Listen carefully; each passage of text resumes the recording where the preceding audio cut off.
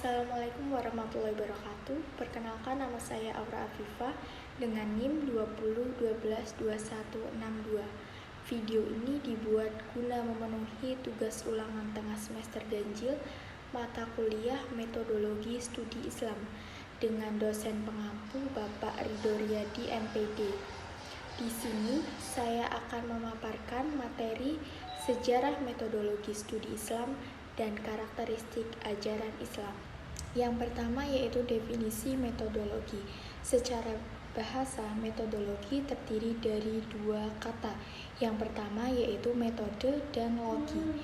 Metode berasal dari kata metode yang artinya cara atau jalan, atau arti lainnya adalah cara yang teratur dan terpikir baik-baik untuk mencapai suatu maksud. Sedangkan logi atau logos berarti ilmu.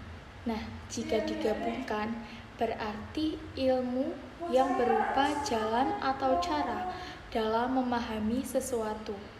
Nah, dari penjelasan di atas dapat disimpulkan bahwa metodologi yaitu suatu ilmu yang mencakup usaha-usaha untuk menganalisis dan menelaah tujuan konsep-konsep pokok, misalnya penjelasan, penyebaban, percobaan, dan probabilitas. Metode-metode yang digunakan untuk mencapai tujuan-tujuan tersebut, pembagian ilmu tersebut di dalam cabang-cabangnya. Hubungan antara cabang-cabang tersebut dan sebagainya. Yang kedua yaitu definisi sejarah dan peradaban Islam. Nah, arti sejarah dalam Kamus Besar Bahasa Indonesia atau biasa disebut dengan KBBI adalah asal-usul atau keturunan ataupun silsilah kejadian dan peristiwa yang benar-benar terjadi pada masa lampau. Sedangkan peradaban dalam Kamus Besar Bahasa Indonesia didefinisikan sebagai atau identik dengan kemajuan, kecerdasan, kebudayaan lahir dan batin.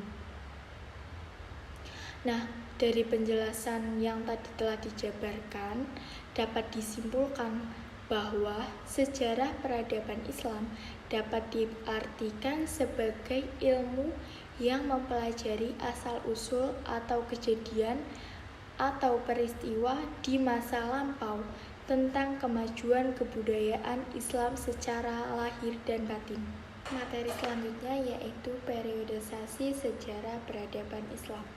Menurut Naurazaman, Siddiqi, dan Harun Nasution, sejarah peradaban Islam terbagi menjadi 3 periode.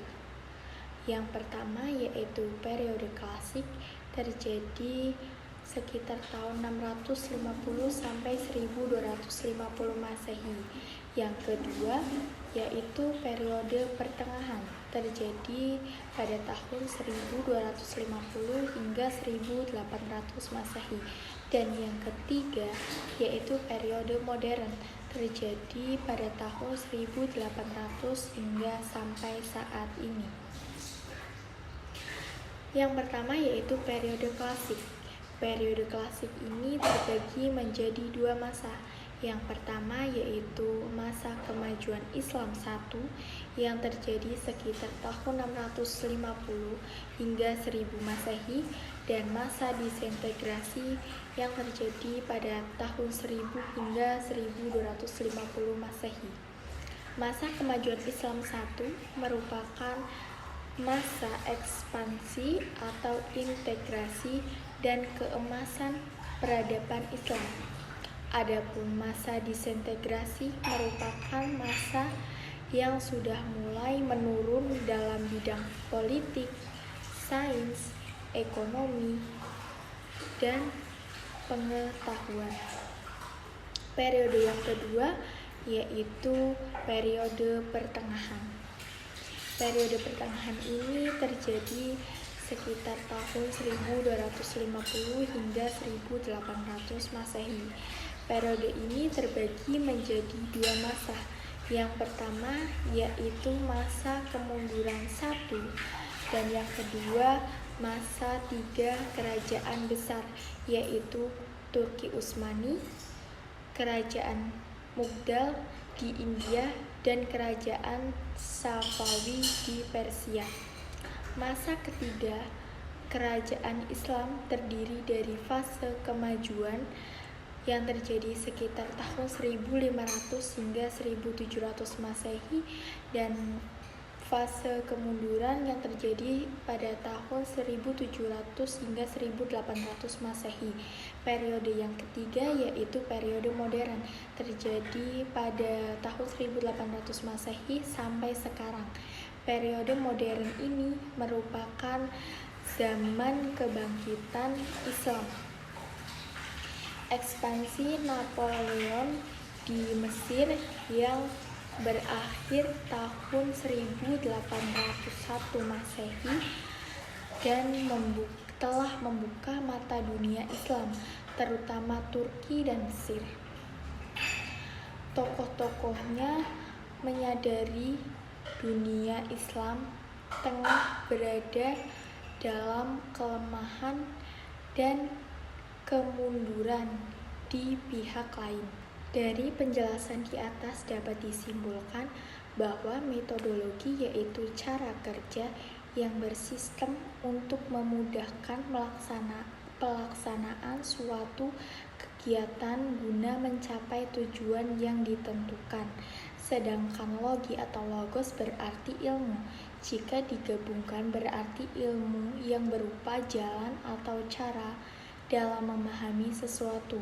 Sedangkan sejarah peradaban Islam yaitu ilmu yang mempelajari asal-usul atau kejadian pada peristiwa di masa lampau tentang kemajuan kebudayaan Islam secara lahir dan batin. Materi selanjutnya yaitu saya akan menjelaskan tentang karakteristik ajaran Islam. Yang pertama yaitu pengertian karakteristik ajaran Islam. Secara sederhana, karakteristik ajaran Islam dapat diartikan menjadi suatu ciri yang khas atau khusus yang mempelajari tentang berbagai ilmu pengetahuan dan kehidupan manusia dalam berbagai bidang agama, muamalah atau kemanusiaan yang di dalamnya termasuk ekonomi, sosial, politik, pendidikan, kesehatan, pekerjaan, lingkungan hidup, dan disiplin ilmu. Nah, macam-macam karakteristik ajaran Islam. Yang pertama yaitu humanis. Karakteristik ajaran Islam yang berkaitan dengan humanisme terlihat pada upaya Islam dalam melindungi hak asasi manusia yang tercermin dalam visi misi dan tujuannya, yaitu ajaran Islam yang bercirikan tidak hanya pada peningkatan kesejahteraan hidup di dunia atau di akhirat, tetapi juga dengan meningkatkan kesejahteraan jasmani dan rohani di akhirat dan kesejahteraan individu serta sosial, jasmani, dan rohani, tidak hanya secara lokal, nasional, atau regional, tetapi juga internasional. Yang kedua yaitu bersifat dinamis, seiring dengan perubahan zaman, baik dalam pola komunikasi, interaksi, transaksi, dan berbagai aspek kehidupan lainnya, maka ajaran Islam juga harus mengikuti dinamika tersebut. Yang ketiga yaitu bersifat rasional. Hakikat ajaran Islam dalam Al-Quran sebagian besar bersifat global dan syarat-syaratnya bersifat umum yang untuk mewujudkannya memerlukan pemikiran atau ijtihad manusia untuk menjabarkannya, memerincinya, dan meneguhkannya. Yang keempat yaitu Rabbaniyah atau sifat ketuhanan. Karakteristik Rabbaniyah artinya Islam adalah agama yang bersumber dari Allah Subhanahu wa taala dan bukan dari manusia atau ciptaan pemikiran manusia. Jika Islam berasal dari Tuhan, maka Nabi Muhammad SAW sebagai Rasulullah dalam hal ini tidak menciptakan suatu agama, namun beliau hanyalah pembawa atau penyampai ajaran Islam tersebut dari Allah Subhanahu wa taala. Yang kelima yaitu insyirah atau karakteristik kemanusiaan. Agama Islam terbukti dianut oleh manusia yang mampu menerima wahyu dan juga bagi manusia. Oleh karena itu, Islam merupakan satu-satunya agama yang sesuai dengan fitrah manusia karena ajarannya sesuai dengan fitrah kemanusiaan. Materi selanjutnya yaitu karakteristik ajaran Islam dalam berbagai bidang. Yang pertama yaitu bidang akidah. Karakteristik ajaran Islam dalam bidang akidah ini dapat diketahui dari ajaran akidah yang bersifat murni, baik dalam isinya maupun dalam prosesnya. Akidah Islam adalah keyakinan yang ditanamkan dalam hati umat Islam tentang Allah yang wajib disembah, pernyataan lisan yang ditegakkan dalam bentuk 2 kalimat syahadat, dan dengan amal soleh. Akidah seperti itu akan menggambarkan keimanan yang kuat kepada Tuhan, yaitu niat, perkataan, dan perbuatan orang mukmin kecuali yang sesuai dengan kehendak Allah. Yang kedua yaitu dalam bidang ibadah. Ibadah dalam Islam meliputi semua segi kehidupan manusia yang dibagi menjadi 2, yaitu ibadah mahdhah dan ibadah khairu mahdhah. Yang selanjutnya yaitu dalam bidang ilmu dan kebudayaan. Kebudayaan Islam merupakan perwujudan karya jiwa dan akal pikiran manusia yang didasarkan pada pencerminan ajaran Islam dalam arti seluas-luasnya, yang merupakan ungkapan keimanan dan ketakwaan umat Islam yang sejati. Kebudayaan Islam mengandung 3 unsur dasar. Yang pertama yaitu kebudayaan Islam adalah ciptaan umat Islam. Yang kedua yaitu kebudayaan Islam didasarkan pada ajaran Islam. Dan yang terakhir ketiga, kebudayaan Islam merupakan cerminan ajaran Islam. Yang keempat yaitu dalam bidang sosial. Dalam bidang sosial ini Islam mengedepankan sifat mendukung, saling menasihati tentang hak dan kesabaran, semangat solidaritas, egalitarianisme atau kesetaraan, dan toleransi. Islam mempunyai banyak peraturan yang menjamin tercapainya keadilan sosial bagi masyarakat. Dalam Islam, keadilan sosial bukan sekedar teori, melainkan sesuatu yang dipraktikkan oleh Nabi Muhammad SAW. Yang kelima yaitu pengaruh dalam bidang ekonomi perekonomian. Islam merupakan seperangkat dasar-dasar ekonomi yang diturunkan dari Al-Quran dan hadis yang membentuk suatu bangunan ekonomi berdasarkan dasar-dasar tersebut sesuai dengan lingkungan sekitarnya. Perspektif Islam terhadap kehidupan dalam bidang ekonomi tercermin dalam ajaran fikih yang menjelaskan cara menjalankan bisnis, atau dalam ajaran Islam tentang membayar zakat juga dalam konteks ekonomi.